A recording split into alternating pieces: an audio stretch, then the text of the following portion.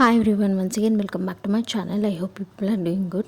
So in my previous video I have explained you about the strategy for UPSC CSE 2025, and in that video I have told you to decode the syllabus of UPSC so that your preparation will be very easy.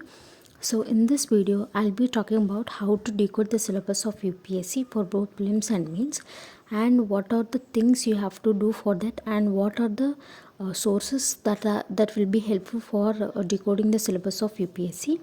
So the very first thing is, before you start decoding the syllabus of UPSC, you have to finish your NCERTs and you have to analyze previous year questions also.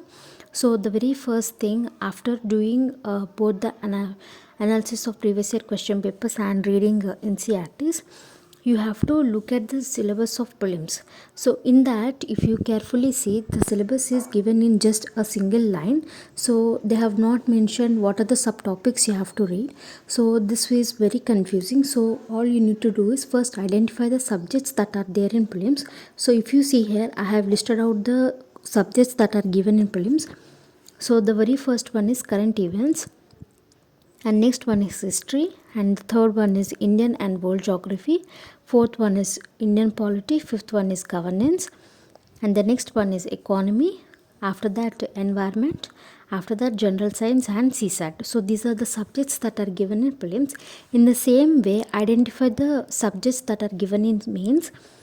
So in mains you have essay, and after that in GS paper 1 you have history, and under history you get art and culture, world history, post independence, ancient history, modern history, and you have geography, that includes Indian and world geography, and another one is society. In the same way, in GS paper 2 you have polity, governance, international relations, social justice.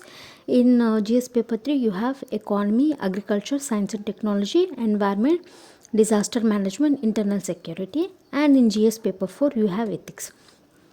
So after identify the subjects that are given in both prelims and mains, you have to identify the common subjects that are there in prelims and mains. So here I have listed out that. So first one is current events, and the next one is history, and the next one is polity, then economy, environment, geography, governance, and science and technology.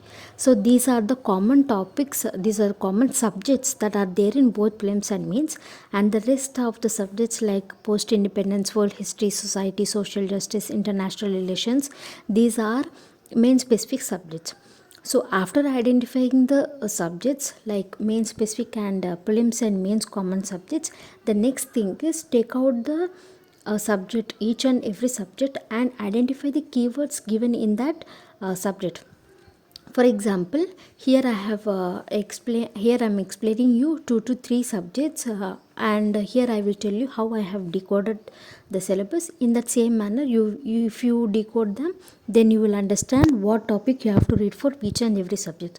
So if you see here I have taken the example of current events. So in the syllabus they have mentioned that current events of national and international importance, but they have not given from where you have to pick out the current affairs, under which topic you have to read that current affairs. So after reading NCERTs and after analyzing previous year question papers, I have understood that current events includes policy changes, scientific advancement, environmental issues, diplomatic changes, economic development. So this can be studied from the sources like newspaper, PIB, government reports. And the next subject is, I have taken here history.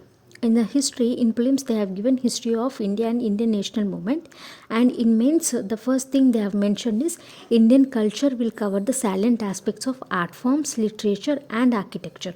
So here our keywords will be art forms, literature and architecture, and under art forms we get visual arts, performing arts, literary arts.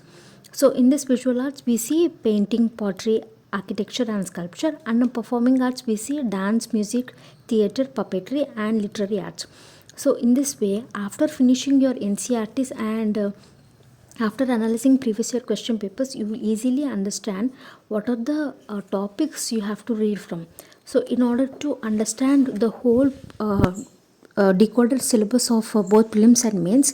I have made a separate video on that, and in that video I have clearly explained you how to decode it and what are the topics that you get from, and what are the tips you have to follow, and what are the sources you have to cover it.